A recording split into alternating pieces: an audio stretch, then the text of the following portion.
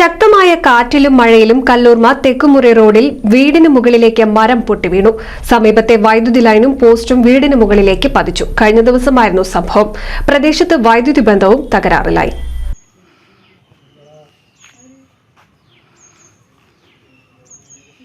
കഴിഞ്ഞ ദിവസം രാത്രിയിലുണ്ടായ കാറ്റിലും മഴയിലുമാണ് കിഴക്കുമുറി റോഡിൽ മരം വീടിന് മുകളിലേക്ക് പതിച്ചത്. കഴിഞ്ഞ ദിവസം രാത്രി 8 മണിയോടെയായിരുന്നു സംഭവം.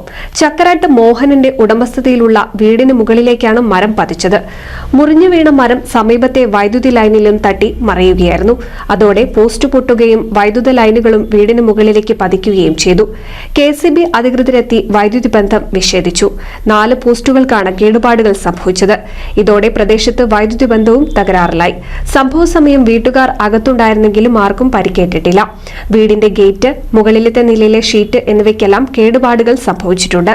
മരം മുറിച്ചു മാറ്റി വൈദ്യുതി ബന്ധം പുനഃസ്ഥാപിക്കാനുള്ള ജോലികൾ തുടർന്നുകൊണ്ടിരിക്കുകയാണ്. NCV news, Changaramkulam.